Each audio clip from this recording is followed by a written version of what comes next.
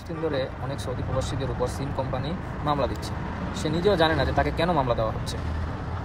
কারণ এটার কারণ হলো তার অজান্তে দুষ্ট লোকগুলো তার নামে একটা পোস্টপেড সিম বিল সিস্টেম সিম অ্যাক্টিভেট করে ফেলে। তো যখন এই বিলগুলো পরিশোধ না করা হয় তখন সিম কোম্পানি ওই আইডি বা ওই অ্যাকাউন্টের উপর একটা মামলা করে দেয়। তো এই ধরনের সমস্যা থেকে মুক্ত পাওয়ার জন্য আপনি নিজে ঘরে বসে নিজের নামে কয়টি সিম অ্যাক্টিভেট আছে এটা চেক করতে পারবেন। চলুন দেখিয়ে দিচ্ছি। প্রথমে আপনি আপনার গুগল ব্রাউজারে যে এখানে লিখবেন CICT, তারপর দেখেন আপনাদের সামনে প্রথম ওয়েবসাইটে আসছে communication space and technology commission. এই ওয়েবসাইটে ক্লিক করবেন।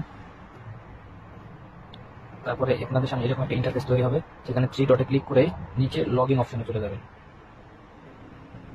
তারপর স্ক্রল করে নিচে আসবেন, আসার পরে এই যে আগামী সার্ভিস, এই সার্ভিসটা ক্লিক করবেন। ক্লিক করার পরে স্টার্ট সার্ভিস এখানে ক্লিক করবেন। তো ইনকোয়ারি অ্যাবাউট মাই নাম্বার, এখানে স্টার্ট সার্ভিসে যাবেন। যাওয়ার পরে এখানে আপনাদের সামনে আসবে আপনার আইডি নাম্বার। তো আপনি এখানে আপনার আইডি নাম্বার বা নাম্বার ইকামা নাম্বার দিবেন, তারপর ডেট অফ বার্থ, তারপর আপনাকে জিজ্ঞেস করবে do you have mobile number. তো আপনাদের মোবাইল নাম্বার বা কারো মোবাইল নাম্বার থাকলে ইয়েস দিয়ে এস দিলে এখানে মোবাইল নাম্বারটা দিবেন। মোবাইল নাম্বার দেওয়ার পরে এই কোডটা এখানে বসে এখানে ইনকোয়ারিতে যাবেন। ইনকোয়ারিতে যাওয়ার পরে দেখবেন যে আপনাদের ওটিপি এখানে বসিয়ে দিবেন, তারপর এগ্রি ক্লিক করবেন। তো আপনাদের সামনে চলে আসবে যে আপনার নামে কয়টা সিম আছে। যে আমার নামে 2টা সিম আছে এবং নিচে স্ক্রল করলে সিমের নাম্বার এবং কোন কোম্পানির সিম সেটাও দেখতে পারবেন। এভাবে করে আপনার নামে কয়টা সিম আছে চেক করতে পারেন।